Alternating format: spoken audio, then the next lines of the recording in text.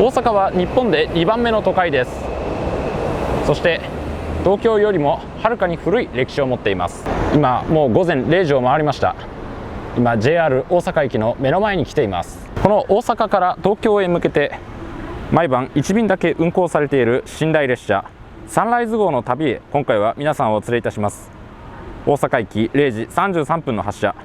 東京駅には午前7時8分の到着です。大阪駅前はきらびやかさと物寂しさを兼ね備えた日本でもとても味わいの深い場所です。 JR の高架下にある新梅田食堂街はもともと太平洋戦争が終わった後引き上げてきた兵隊さんたちに仕事を与えるために作られたところで、現在でも100を超える店舗がひしめき合っています。 COVID-19 さえなければ午前0時近くまで営業しているお店もたくさんあったでしょう。サンライズ号はとても便利な列車ですが、大阪駅から乗るときはとても大切な注意事項があります。列車の発車時刻は午前0時33分ですが、切符売り場は発車時刻の頃にはもう開いていないのです。閉まってしまっています。だからなるべく早いうちにチケットオフィスに行って切符を買っておかなければいけません。切符を持っていない人は列車に乗車することはできません。いつも人であふれている大阪駅構内ですが、もう各方面の最終電車が行ってしまったためほとんど人は歩いていません。あとは5分後に発車する特急サンライズ号だけです。日本ではどのホームに列車がやってくるかは何ヶ月も前から決定されており、めったなことでは変更されることはありません。大阪駅の11番線から出発するという状態でもう何十年もやっています。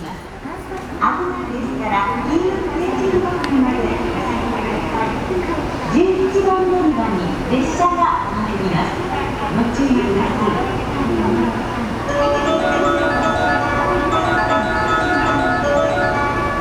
い。列車が到着し、ホーム上のお客さんにそのことを警告するための放送が流れています。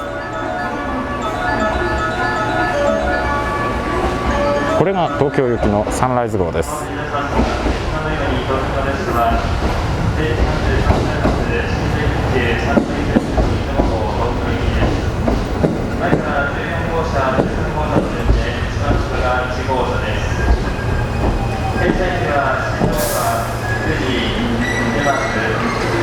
自分の号車が何号車かということはあらかじめ決められています。私の号車は11号車です。車内は通り抜けることができますので、どの号車から乗り込んでも大丈夫です。今回はファーストクラスの切符を予約してあります。サンライズ号の中で最も豪華な部屋です。私は大の鉄道マニアで、ヨーロッパのさまざまな寝台列車やサイベリアンエクスプレスなども乗車をして、東京からロンドンまで鉄道と船だけで行ったという経験もあります。そんな私もこのサンライズ号には何度も乗ったことがありますが、私の中ではオリエントエクスプレスに次いで世界の中でも快適な寝台列車だと思っています。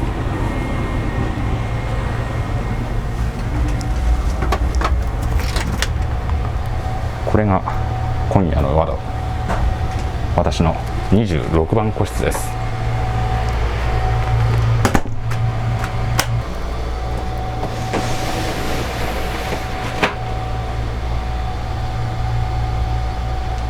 サンライズ号は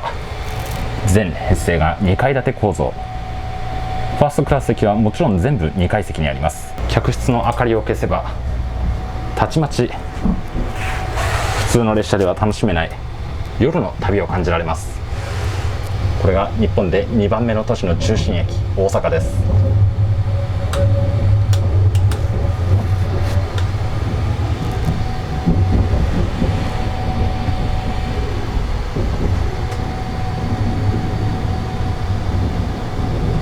昼の列車からでは見ることのできない夜特有のこの街の凛々しさをよく味わうことができます。空の景色がよく見えるように窓は大きくカーブした構造です。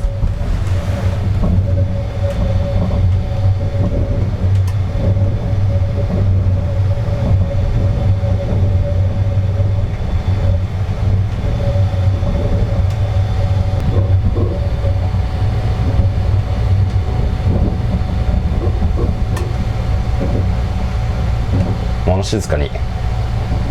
少しずつ速度を上げていきます。自分のアパートからこのサンライズ号を眺めている人もいます。多くの日本人にとって夜行列車というのはとても珍しいものなのです。かつて日本には多くの夜行列車が走っていましたが、日本全土に弾丸列車の路線網がほぼ完成に近い状態で巡らされ、現在では一晩を通しての鉄道の旅行というのは一般的ではなくなってきています。列車は今から淀川を渡ります。今からおよそ400年前、大阪が日本で一番栄えている都市だった時、大阪城を守るための重要な防衛施設としてこの淀川は維持されていました。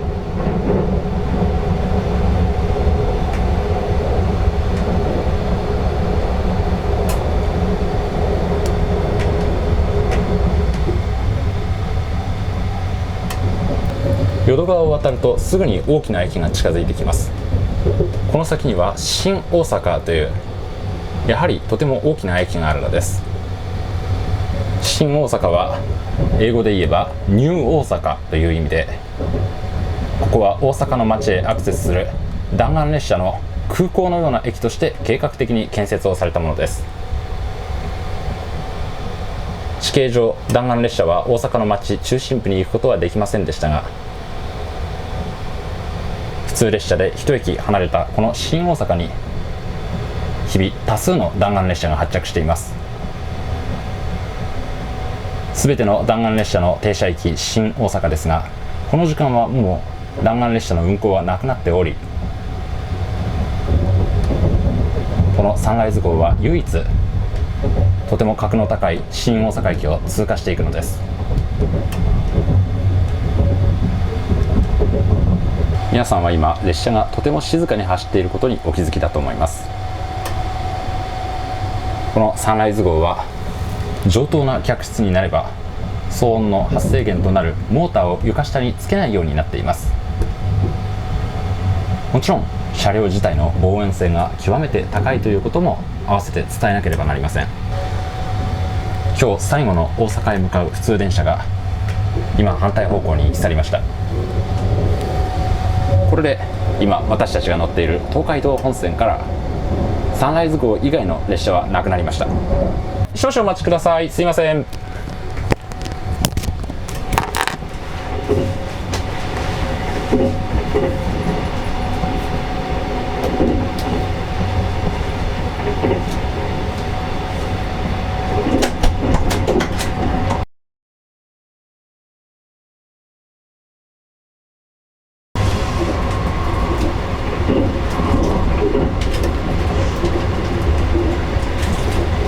はい、どうもありがとうございます。お世話になります。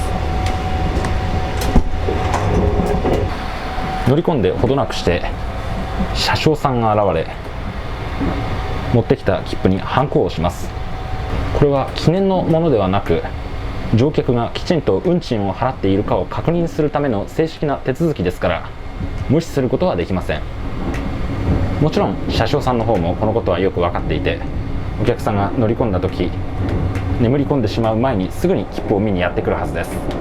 それでは列車が速やかに通過していくこのところで、皆さんに車内のご案内をいたします。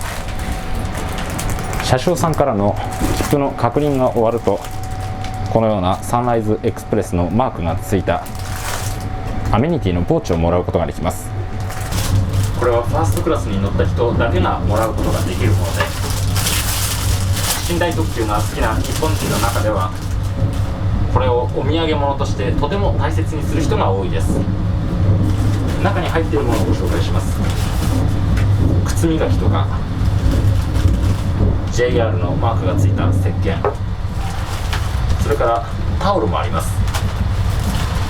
他には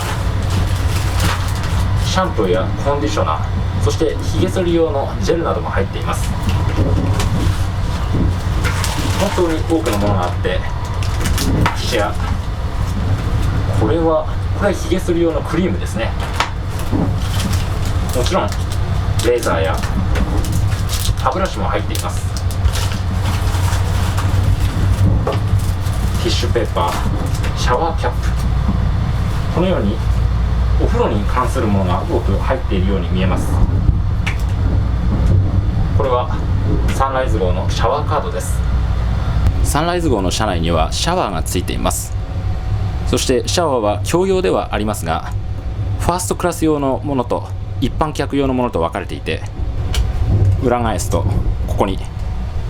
ファーストクラス客専用と書かれています。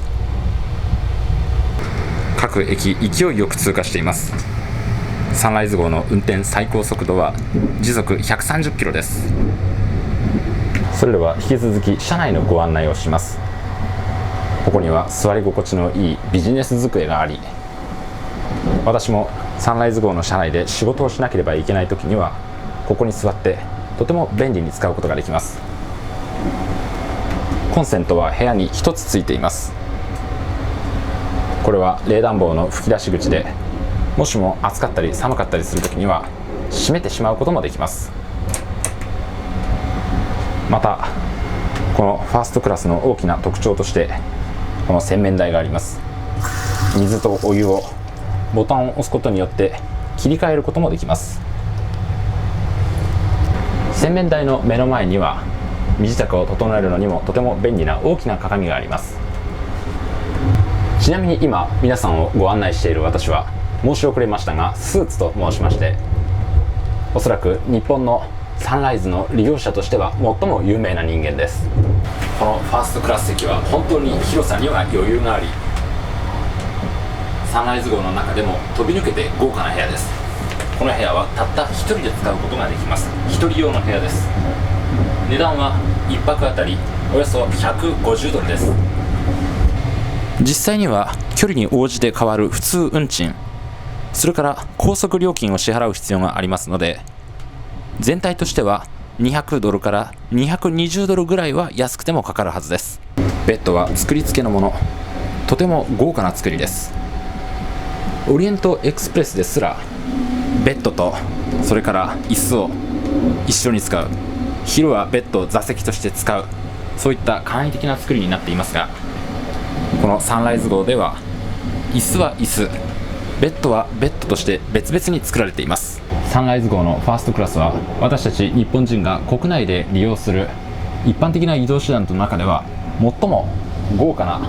乗り物であると言っていいでしょう。さてここにコントロールパネルがあります。ベッドに寝転がりながらこの部屋を自分好みにアレンジすることができるわけです。どんな作りか見てみましょう。まず部屋の明かり、これを明るくしたり暗くしたり、メインの照明を消してしまったり、枕元の照明はダイヤルで動かすこともできます。自分の好きな明るさにすることができるのです。私の好みは全てを消すことです。夜と一体になったこの列車ならではの車窓を楽しむことができます。このような楽しみを毎晩好きなだけすることができる列車は日本にはサンライズしかありません。列車は今向こう町車両基地を通過しています。ここは京都周辺の主要な列車が多く止めておかれるところで、今はもう夜寝静まっていますから、多くの車両たちはここでただ置いてあるだけです。そんな中サンライズ号は猛スピードで休んでいる車両を横向きに夜の活躍をしています。日本の西側、その中心である京都大阪周辺をここにある多くの電車たちが支えているのです。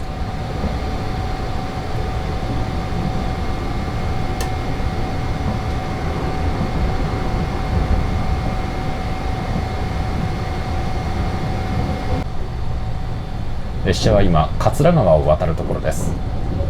この川を遡っていったところに保津川があります。京都の観光の中でもとても有名な川下り、世界の人に楽しんでほしいと思います。今反対の線路の真ん中が明るく照らされていましたが、夜線路がきちんとした状態であるか、その確認と整備のための工事をしている JR 関係会社の皆さんです。弾丸列車は日本で最も優れた鉄道ですが、午前0時から午前6時までは運行することができません。その間の時間を使って線路の整備点検などをしています。さて右手をご覧ください。あちらには世界文化遺産当時の五重塔、その上の部分が見えます。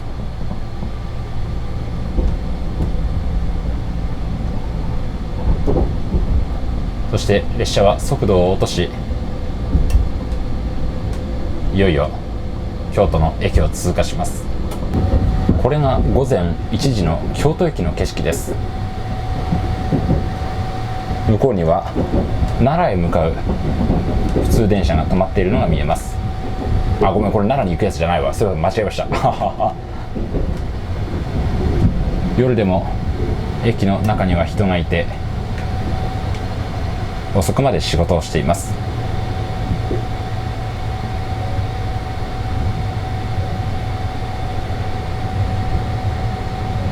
京都の駅は弾丸列車も全て停車をするとても重要なところです。そんな中、この京都を通過するのは夜行列車のサンライズ号だけであります。とても貴重な経験です。弾丸列車のホームがまだ明かりをつけています。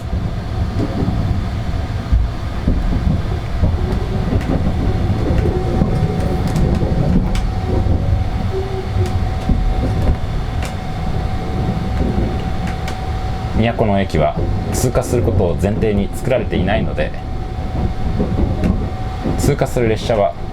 速度を落としながら向かいます。他の駅とは格が違うことを感じます。こんな夜の遅く、列車のすぐ脇で保線作業に勤しむ方々がこのように見られるのも寝台列車の面白いところです。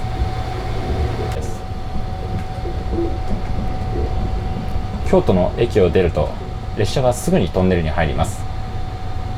京都は山に囲まれた土地。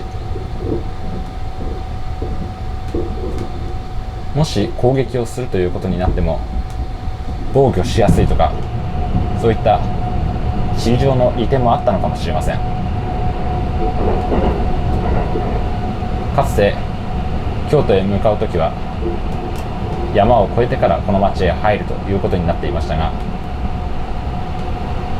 今私たちの通っている東海道本線はトンネルで京都の山を貫いていきます。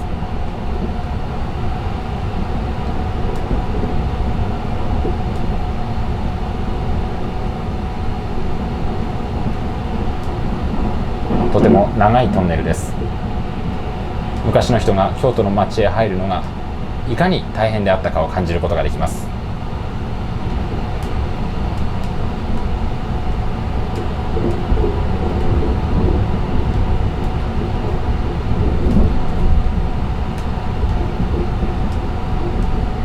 このトンネルを抜けると、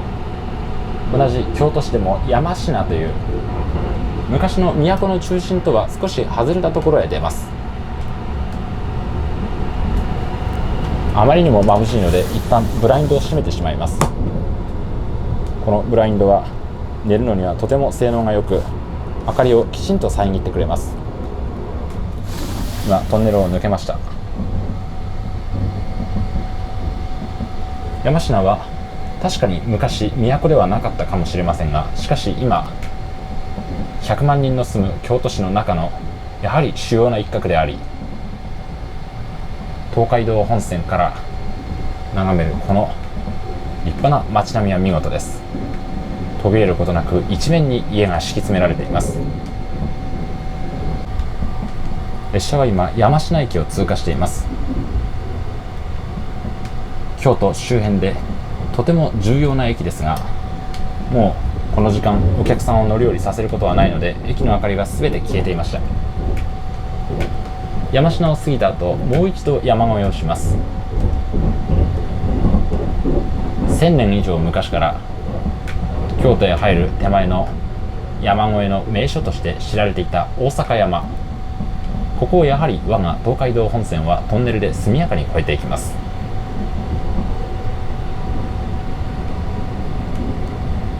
このの大阪山の手前で日本海側へ抜けていく別の湖西線が分かれていきます。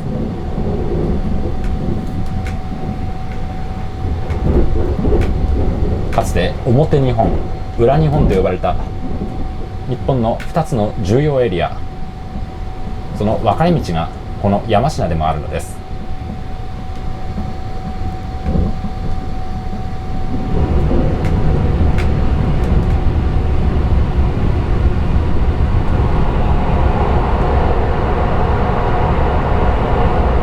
今度もとても長いトンネルです。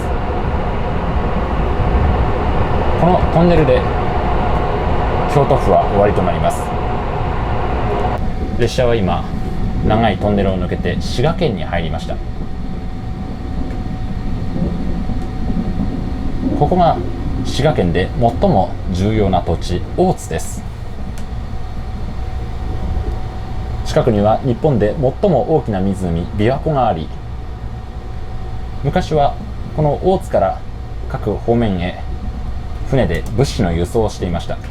大津は都を支えたとても大切な港の町であったというわけです。私たちが今走り続けているこの東海道本線は、歴史を遡ればおよそ今から400年前に侍の時代にまだ東京と呼ばれていなかった当時の江戸、それと京都、大阪を結ぶための徒歩の道として開発されてきた区間、その歴史ある東海道が現在ではこの東海道本線として活躍しています。しかし東京と大阪の間をこの歴史ある道を通って走り抜けていくこの東海道本線を走り抜ける列車はサンライズ号しかもう残っていないのです。サンライズ号は日本で最後に残った夜行寝台列車であるのと同時に、日本で最も歴史がある主要な道、この東海道を走り抜ける唯一のとても貴重な歴史のたどる列車でもあるのです。列車は今瀬田の唐橋を渡っています。侍の時代にはこの橋をいかにして守るかということが侍たちの中でとても重視されていました。戦いの時にこの川を相手に渡らせないようにすれば、京都、都を守ることはかなり楽になったというのです。さて、それではこんな時間ですが、客室の外の探検に行ってみようと思います。個室を外に出るときにはマスクをつけることが必要です。日本人はマスクをつけることに特に抵抗を持っていないという人が多く、マスクをつけることに反対する人は頭がおかしいと思われています。しかし海外の方の中にはマスクをつけることがとても嫌な人もいるということは、日本人の中でも最近比較的有名になってきているようです。個室には自分の好きなピンコードを使って鍵をかけることができます。例えばこのように好きな数字を入力して、あとはシャープボタンを押せばロックすることができ、これを解除したければもう一度その番号を入力すれば良いのです。この通路からの景色もなかなかいいものです。通路は明かりがずっとついていますから、どうしても車内の様子が反射しますが、今自分が寝台列車サンライズの旅をしているという気持ちは高まってきます。私の乗っている11号車は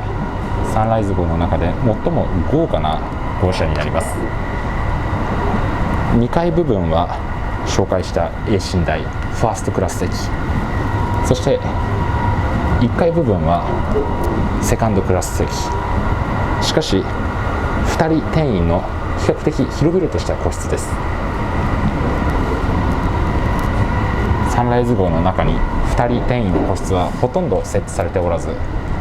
切符の確保が難しいということが知られています。さ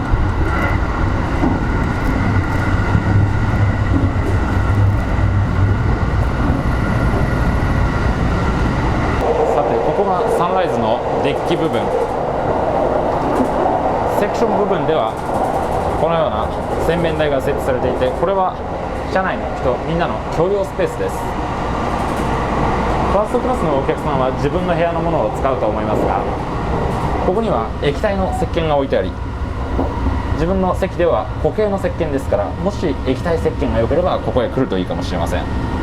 ちなみにこの液体石鹸はとてもいい匂いがします。またファーストクラス席であっても自分の部屋にトイレはついていませんので、この共用のトイレを使うことになります。トイレは基本的に洋式です。たまにジャパニーズスタイルのトイレもあったかもしれませんが、いや、サンライズ号はないですよね。ご利用について心配になることはないと思います。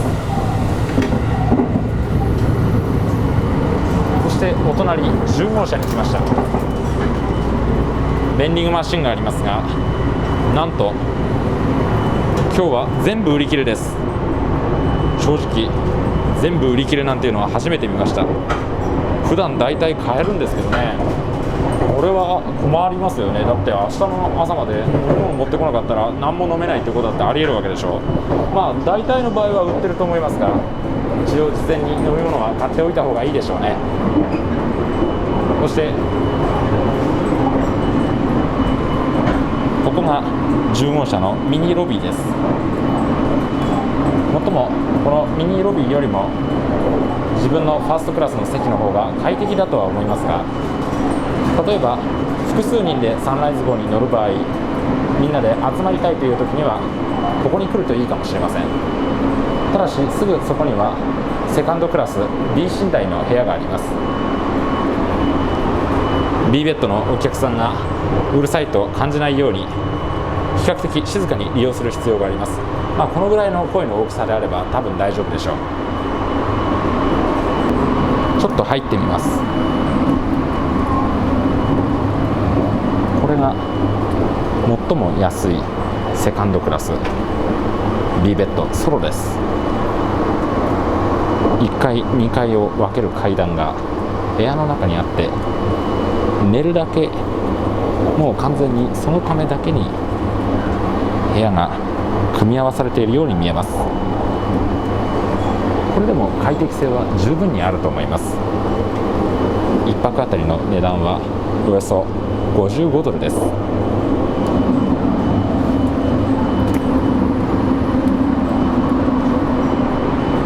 お気づきだと思いますが、さっきよりも随分音が大きいです。このセカンドクラス B ベッドソロが連結をされているこの号車には床下にモーターが設置されています。この音は客室にも少なからず伝わってくることになります。私のように慣れた乗客であれば全く何も気にすることなく眠ることができますが、人によっては気になるかもしれません。こういったところもファーストクラスの大きな利点であるわけです。またここにはシャワーカードの販売機があります。車内でシャワーを浴びたいときは1人当たりおよそ3ドル、日本円で320円だったかな、支払ってこのシャワーカードというのを買う必要があります。しかし本日はもう売り切れています。サンライズ号は大阪行き始発ではなく、もっと何百キロも離れたところからやってきますので、先に乗ったお客さんが買ってしまうということがあります。もしもシャワーカードがまだ売れ残っていた場合は、このシャワー室の中に入って、そしてここで服を脱ぎ鍵をかけてカードを差し込めば、この中のシャワーを利用することができるわけです。今写真を撮っていたら車掌さんに見つかりましたが、優しく全然撮っていいですよと朗らかに話しかけてくれました。サンライズ号の車掌さんは乗車中何回も交代しますが、日本の列車の中でも特に優れたホスピタリティを発揮しているのが、今この列車を担当している大阪車掌区の皆さんです。さて今度こちらにもまたシャワー室があります。これはファーストクラス席専用のシャワー室です。1人30分以内でご利用願いますと書いてあり、ご覧の通りファーストクラス利用客は誰でも使うことが可能です。シャワーの使い方は全部ここに書いてある通りにやればいいです。まずは入り口ドアの鍵をかけます。続いてカードを入れます。これがファーストクラス客専用のカードです。車掌さんからもらえます。ファーストクラスの場合はカードがもらえないということはありません。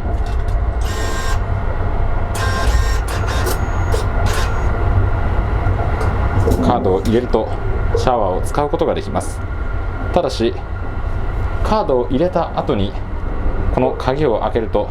もうシャワーを使うことはできません。十分気をつけなければいけないのです。シャワー室の中はこのようになっています。奥にタイマーがあるのが見えるでしょうか。これはカウントダウンの数字。あと私たちはお湯を6分使うことができます。6分というと短く感じるかもしれませんが、カウントダウンが行われるのは水を出している間だけです。このストップのボタンを押せば水は止まり、その間に石鹸やシャンプーをつけるのは自由です。また自分の石鹸を洗い流す時になったらスタートを押せばタイマーが減っていきます。思ったよりも時間の余裕はあるでしょう。温度の調整はこのつまみを左右に動かすことによって自在にすることができます。シャンプーは社長さんからもらったアメニティセットを使ってもいいし、ここに備え付けてあるものでもいいと思います。 OK、 シャワーを浴び終えました。奥のタイムを見るとまだ1分38秒残っています。まあゆっくり使ってもこれぐらいは残るんじゃないですかね。このシャワー室、ファーストクラスといえど他の人と共用です。他の人が使った後そのまま使うのはちょっと気になるという方もいると思いますが、ここにシャワールーム洗浄ボタンというのがあります。これをシャワーを浴び終わったらばそれぞれの乗客が一度押すことになっています。これを押すともうシャワーを使うことはできません。上から大きな水が垂れていることが分かります。勢いよく洗浄しています。この後大きな音がします。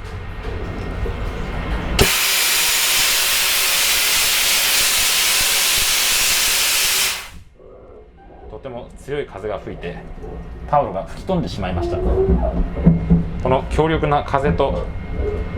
力強い水によってシャワー室を次の人のためにきれいな状態にしておくということです。あ、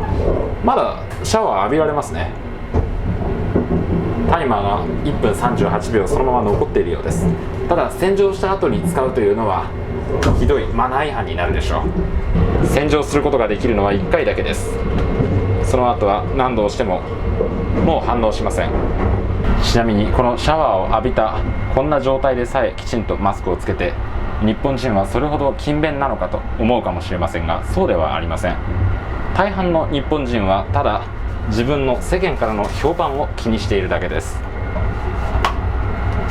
この鍵を開ければもうシャワーを使うことはできなくなります。タイマーが0になったことがご覧いただけたでしょう。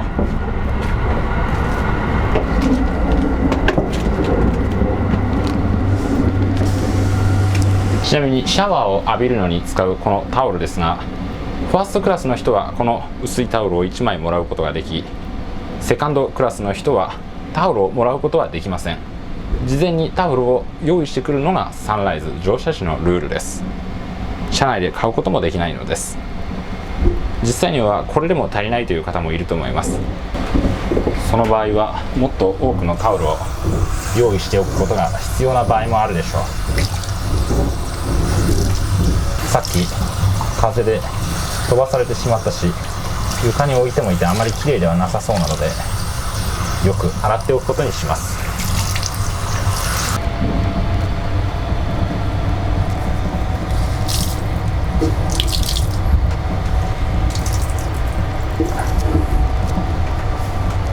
サンライズ号の浴衣はこのように紐と服が別々になった和服スタイル、またの名を着物スタイルと言いましょうか。これを浴衣と言います。まさに日本の伝統的な寝巻きですが、日本人はこれをいつも普通に使っています。雨の中、列車は関ヶ原にたどり着きました。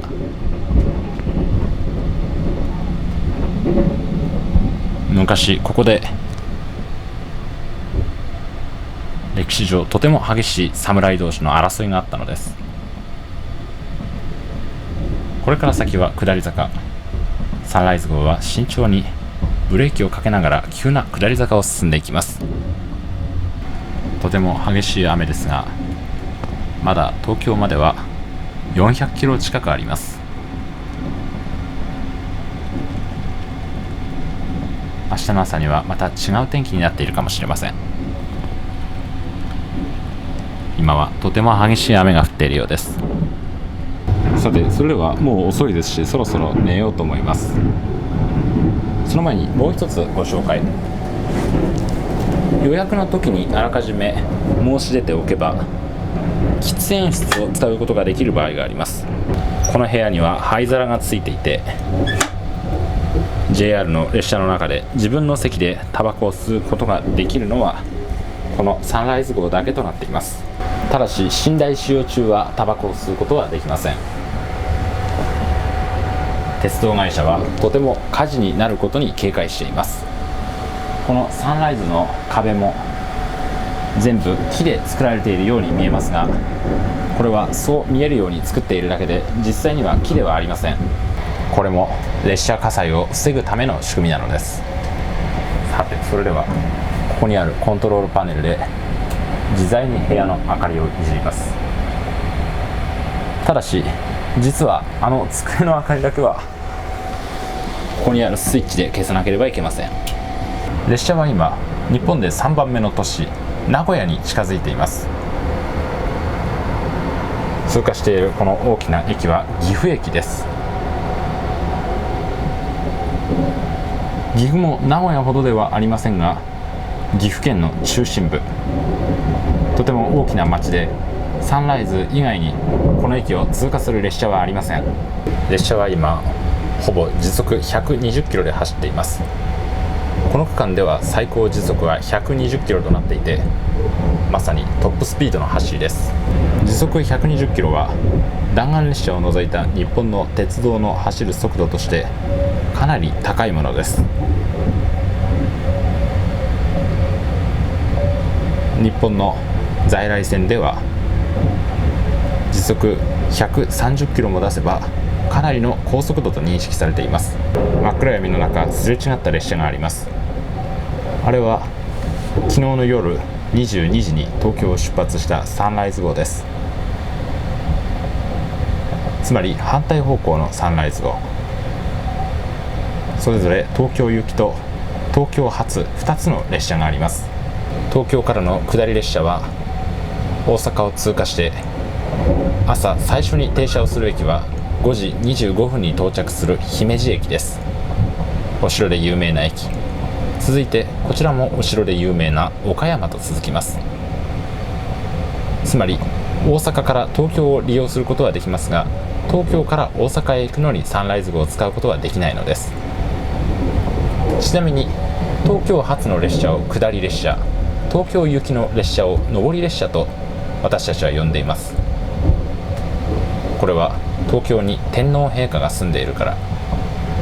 天皇陛下がお住まいの地を私たちは上と呼ぶことにしているのです。今から200年ほど前の天皇陛下がまだ京都に住んでいた時代には、今と反対に京都から東京へ向かうことを下ると呼んでいました。さて、向こうに真っ白い弾丸列車の車体が見えます。弾丸列車は夜中は動かず、このように留置されています。いよいよ列車は名古屋駅を通過します。名古屋駅は JR 東海 JR セントラルの中心の駅であり、最も大きな駅です。もちろん全ての新幹線が止まり、 JR 東海の中心 JR 東海の本社もあります。この大きな名古屋駅を通過するのはやはりサンライズ号ただ一つだけなのです。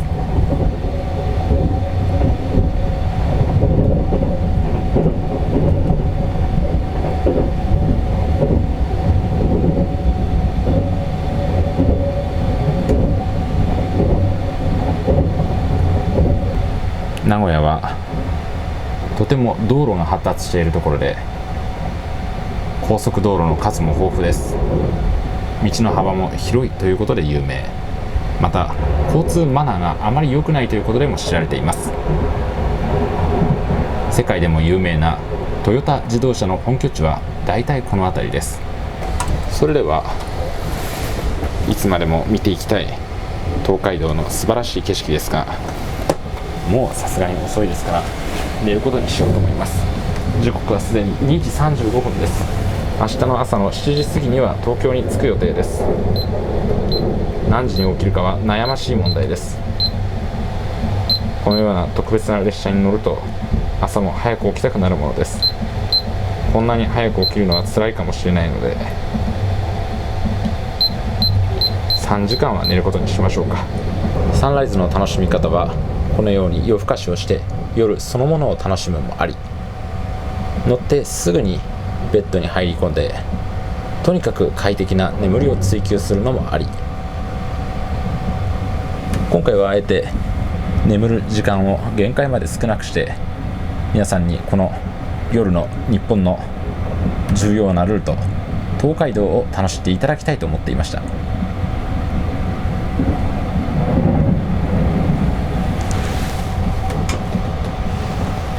それではおやすみなさい。また明日。さてその後列車が繰り返しブレーキをかける音で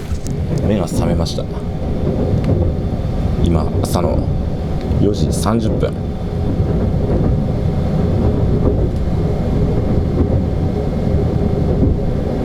今日はとても天気の悪い朝ですね。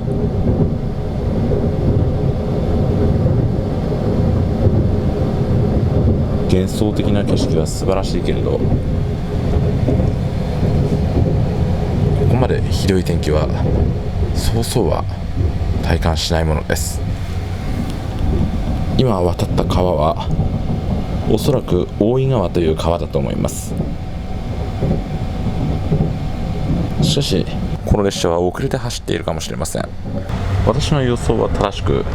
やっぱりさっき通り越したのは大井川でした。大井川は昔あそこを歩いて渡る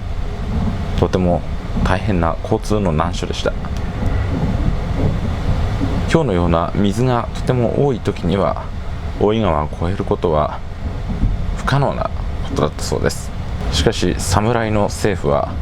大井川に橋を架けることは結局許さなかったということです。もしかしたら列車は少々遅れているかもしれませんが、そこまで大きなものではなくほとんど時間通りに走っています。列車は静岡駅に入りました。サンライズ号の朝の一番最初の停車駅です。またこの列車は静岡駅にとって一番最初の列車でもあります。静岡は富士山のある県です。本来であれば4時40分発ですが、現在すでに4時45分。おそらく6分から7分ほどスケジュールよりも後になっているでしょう。しかしこの悪天候と運行の区間が長いことを考えれば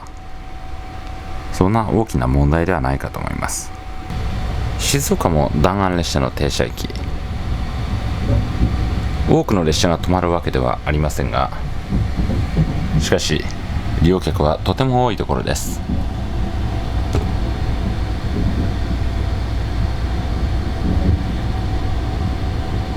すごい深い霧ですね。これから先、最近発生した災害の被害を受けている区間もありますので、列車の遅れはもう少し拡大していくことになるのではないかと思います。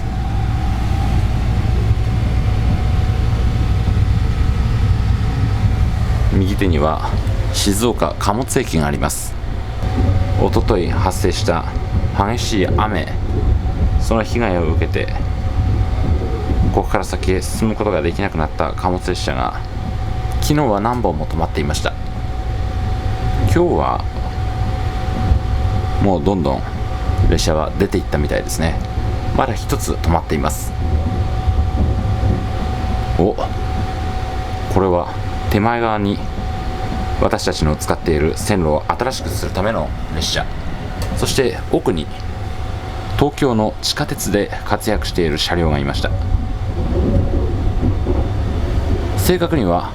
奥に止まっていたピカピカの電車はまだ一度も使われておらず、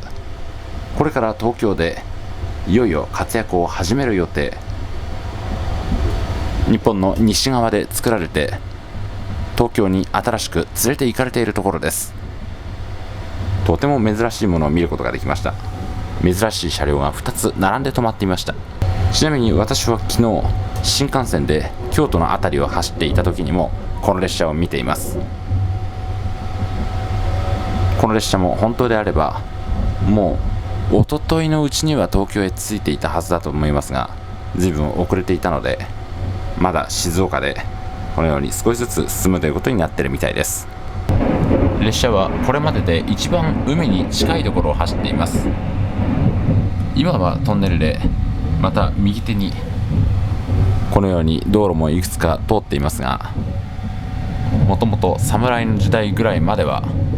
今から200年300年ほど前まではここは荒磯海岸のギリギリのところでした。近年およそここ 5,60 年ぐらいで海岸のあたりを埋め立て道路を通すようになりました。高速道路の高架橋も新しく建設されました。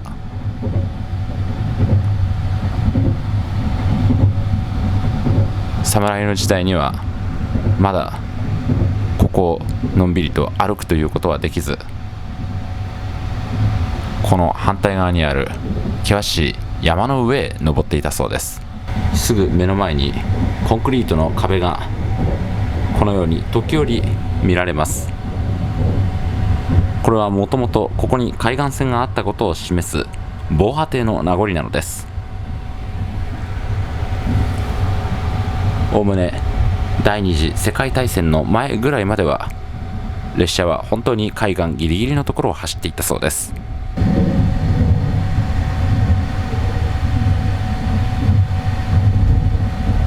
今度は富士川を渡っています。富士川はこれ反対側ですけれども、富士山を美しく見られるところです。ただそれは天気がいい時に限ります。日本には毎年6月から7月にかけて長く続く雨季がありまして、この雨季の間に富士山を見ることはほとんど困難です。日本に来るときに富士山を見たいのであれば、ぜひ冬の時期を選んでください。今本来起きようと思っていたアラームが鳴りました。実際にはそれよりもだいぶ早起きしましたが、列車は今東海道本線の最後にして最大の難所箱根を越えているところです。箱根は世界の人から知られる有名な日本を代表する観光地です。しかしあまりにも山が険しすぎて列車ではまともに越えることができず、第二次世界大戦の前に、今からおよそ90年前にトンネルを掘って抜けることになりました。このトンネルを丹那トンネルといい、日本の歴史上とても大きな役割を果たしてきたトンネルです。険しいこの辺りの山々は火山となっているものもありまして、温泉がたくさん湧くということで知られています。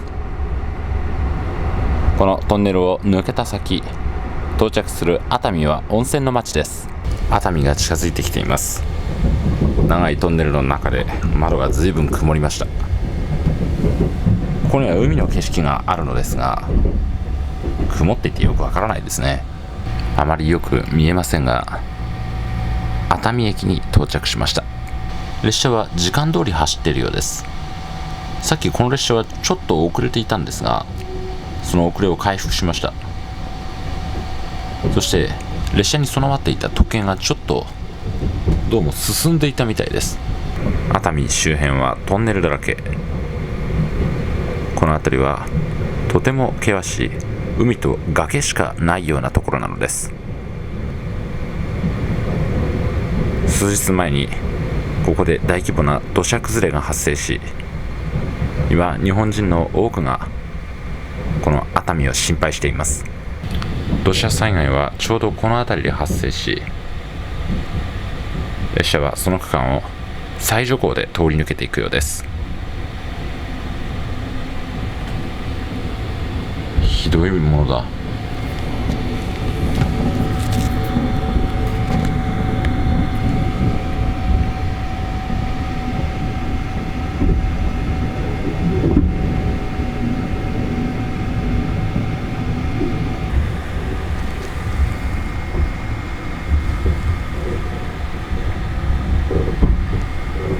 日本は海と山がとても多いところで、それに起因する災害も毎年この雨季の時期の終わりにはとても多くなります。もうそろそろ午前6時、もう回ったかな。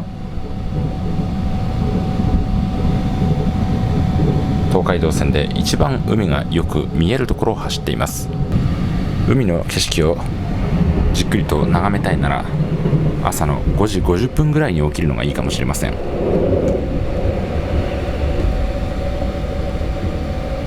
通勤客を運ぶための特急電車が今、東京とは逆側にお客さんを迎えるために走っていきます。日本のラッシュアワーの混雑はまあだいぶひどい方になるんでしょうかね。そのラッシュアワーの混雑から逃れるために専用の特急列車というのも走っているのです。今横浜にはあと20分ほどで到着いたします。川崎の到着は6時44分。列車は市街地に入りました。もうここは首都圏です。本日首都圏の各線はおおむね平常通り運転しております。また交番のため今夜から出られる際は必ず鍵をおかけください。首都圏各線がおおむね時間通りであるとの車掌さんからの案内です。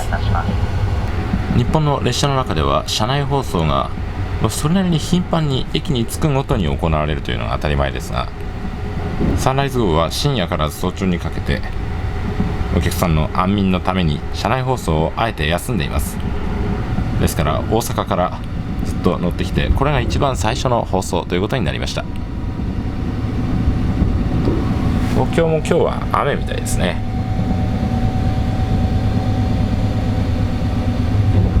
列車は今藤沢という駅を通過します。ここは通勤客でいつもごった返す駅です。まだ朝早いからかそれほどはたくさんいないようですね。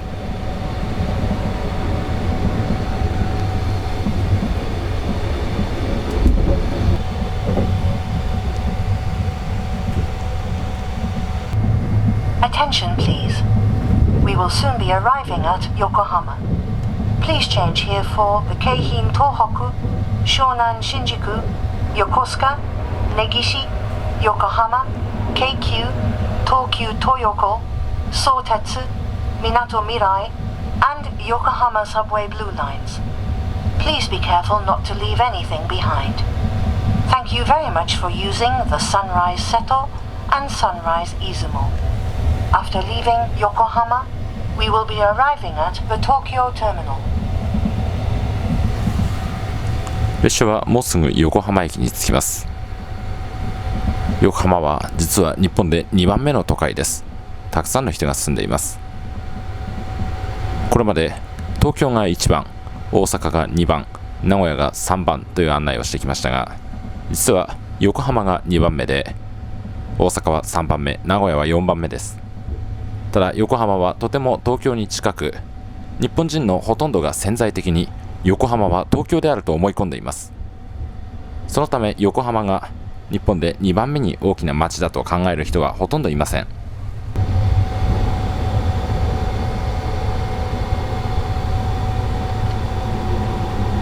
横浜には本当に多くの路線が乗り入れています。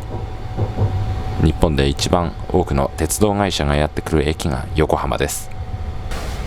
反対側に近郊を走る普通の電車が止まっています。こういう人に向けて浴衣姿を見せつけるのは寝台列車の醍醐味ですよね。ホームの上にも人がいっぱいいるな横浜を出るとおよそ20数分で次が終点の東京です。そろそろ降りる支度をしなければいけませんね。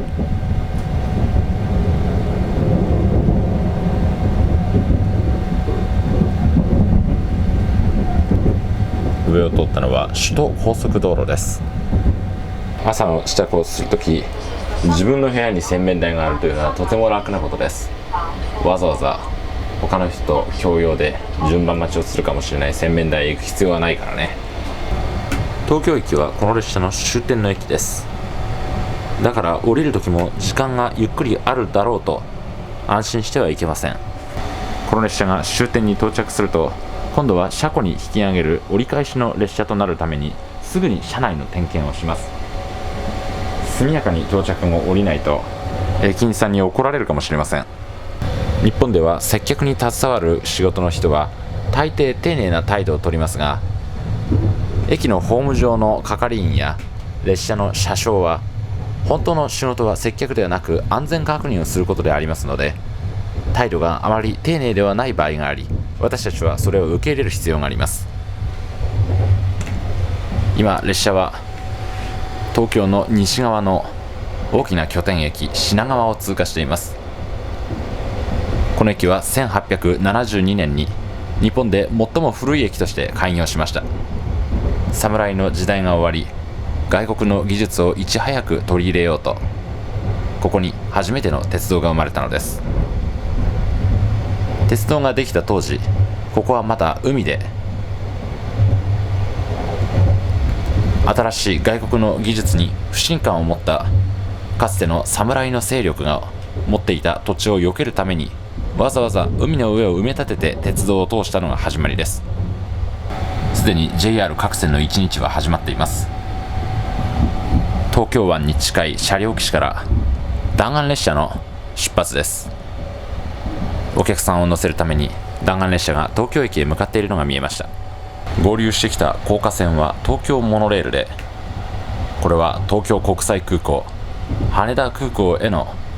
この辺りからの最速の交通手段です。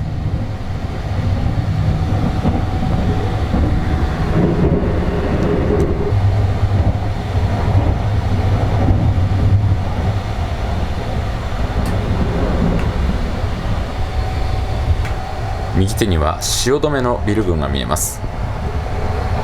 汐留は日本で一番古い駅の一つ。かつては新橋の駅があったところでしたが、現在はその役目を終えて商業用地になっています。ご乗車ありがとうございました。右手から弾丸列車こだま号が追い抜かしていきます。新幹線、山手線、このようにサンライズ号は終点の直前で新幹線に追い越されます。ただし始発の新幹線に新大阪駅から乗車しても東京駅に到着するのは午前8時30分です。このこだま号は大阪から来た列車ではありません。サンライズ瀬戸号およびサンライズ出雲号をご利用ください。やはり夜の時間に大阪から東京へ向かう最速の移動手段はこの寝台特急サンライズ号のみなのです。We will soon be arriving at the Tokyo terminal. Please change here for the Shinkansen, Yamanote, Keihin Tohoku, Chuo, Ueno Tokyo, Sobu Rapid, Keio, and Tokyo Metro Marunouchi lines. Please be careful not to leave anything behind. Thank you very much for using the Sunrise 弾丸列車のお客さんにとってもこのサンライズ号はとても珍しい乗り物です。向こうからこちらへスマートフォンを向けてサンライズ号の写真を撮っている人たちがたくさん見られます。多くのお客さんが弾丸列車からこのサンライズ号を見ています。まもなく終点東京に到着です。1番線到着お出口左側です。東京駅到着直前でサンライズ号の速度が落ちました。今ラッシュアワーで東京駅には多くの列車が止まっており、列車をさばくのに少々苦労しているようです。しかしほどなくして到着するでしょう。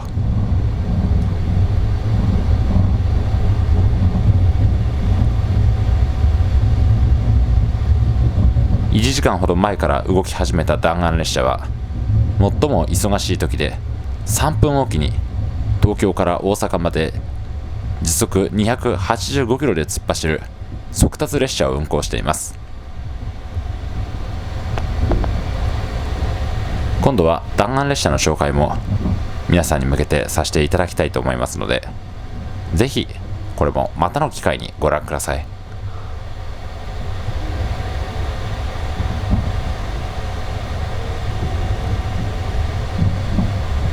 列車は終点の東京に到着。時間通り午前7時8分の到着。でもこの分だとまだもう少しかかりそうだから、今日は1分だけ遅れそうですか。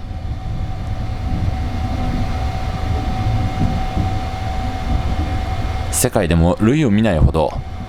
大量の人々を運んでいる日本の鉄道は、それほど多くの人を運ぶにもかかわらず、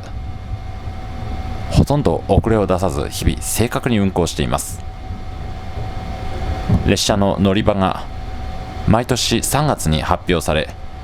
1年間全く変わらずスケジュール通りに運用されるというのもすごいことです。東京駅にサンライズ号が到着をするのは鉄道が好きな人にとって大きなイベントです。サンライズ号に乗るわけでもない人が早く起きて東京駅へこのとても目立つ車体の写真を撮りに来ています。定刻より1分遅れて今午前7時9分にサンライズ号は東京駅に到着します。ご視聴ありがとうございました。終点の東京に着きました。すでに列車の行き先は回送と表示されています。サンライズ号は14両というとても長い編成で運行されていますが、実際には7両のサンライズ瀬戸号と7両のサンライズ出雲号の2つを連結して走っています。これが2つのサンライズ号の連結部分、7両のサンライズ瀬戸号と出雲号の継ぎ目です。大阪からの今回の旅路は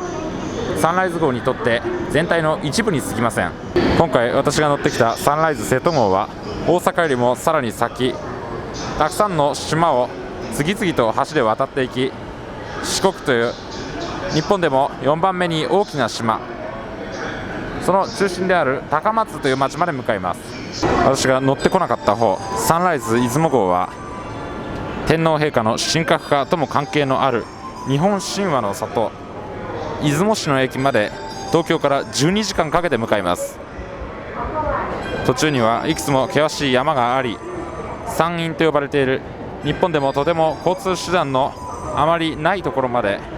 東京から乗り換えなしで向かうことができ、重宝がられています。外からサンライズ号の2等車の車内を見ることができます。これが2等車 B ベッドシングル個室、1泊65ドルぐらいですかね。さっきのと比べれば随分狭く見えるかもしれませんが、一夜を過ごすには必要十分な環境なんじゃないかと思います。サラリーマンの人も興味津々です。セカンドクラスの個室には大型のキャリーバッグを持ち込めないことがあるので注意する必要があります。ファーストクラスであればまずその心配はないでしょう。さらに雑魚寝のスタイルになりますが、とても安く一夜を過ごすことができるのびのび座席というものもあります。これは1泊あたりおよそ5ドルしかかからない格安のものです。このカーテンの裏側には横長の大きな棚が2段に設置されていて、そこにはカーペットが敷かれています。そして1人当たりのスペースの少々の区切りがあり、自分のその区画に横になって過ごすということになるのです。個室ではありませんが値段はとても安いです。夜行バスなどと比べれば一晩を過ごすのには十分快適な設備と言えるでしょう。出発のシグナルが点灯し、もうそろそろ乗ってきたサンライズ号は車庫へ改装されます。この列車はこれから掃除をした後、今夜10時の高松出雲市行きのサンライズ瀬戸号、サンライズ出雲号としてまた出発していくことになります。